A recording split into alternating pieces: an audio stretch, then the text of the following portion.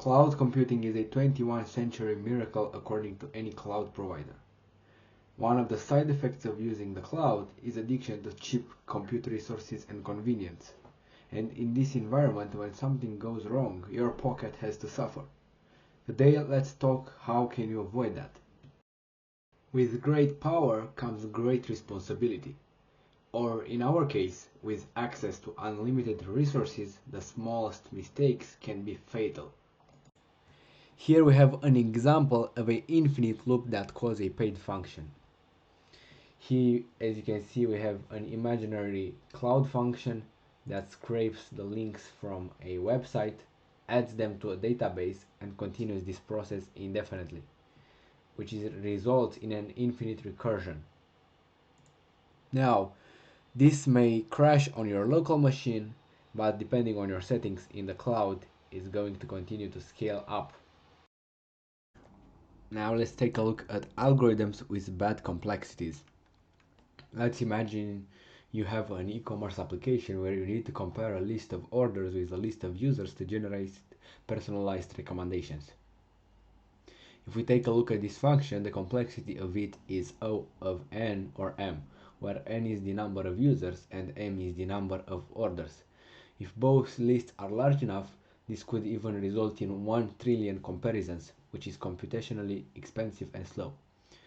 If we take a look at the real-world cloud impact, in a cloud environment, this inefficiency could cause excessive CPU usage, leading to higher bills for compute resources, trigger timeouts or degrade the user experience, and even require scaling up resources unnecessary, compounding costs further. We can optimize this using a map-based lookup to reduce complexity to O of n plus m. The benefits of this optimization is that it reduces the algorithm's complexity and that it significantly cuts down on compute time and costs in cloud deployments. And in the end, it allows the application to handle larger datasets more efficiently without additional hardware scaling.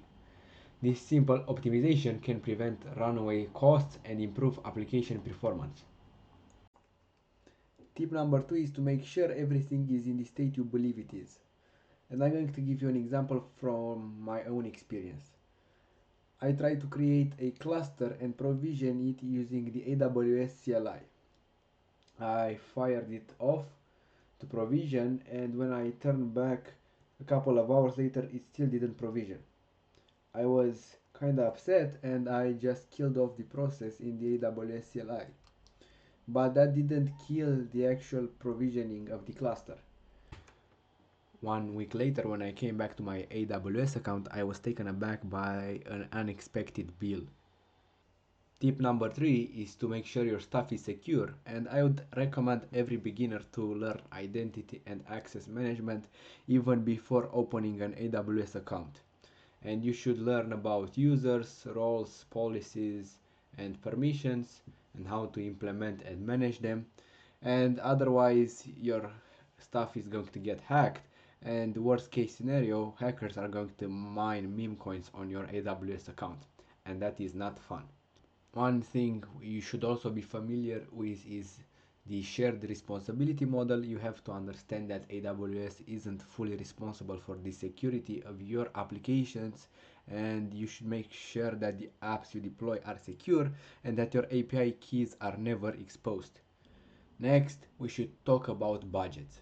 Budgets are very important because they are going to let you know that something is going wrong with your AWS account and send you a notification if you are being billed above expectations.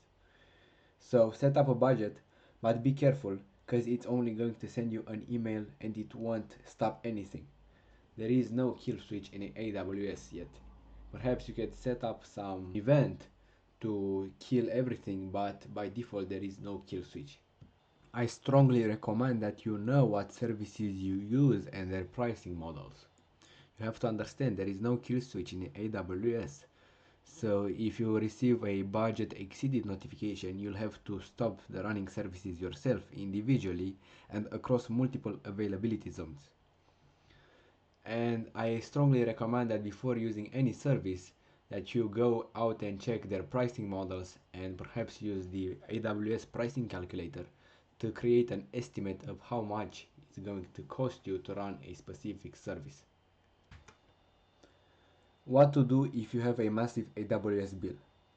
First of all, do not delete your account. It won't make the bill go away. Second of all, go contact support and tell them what happened. If it's a first time offense, you might get away with it. And good luck, my friend.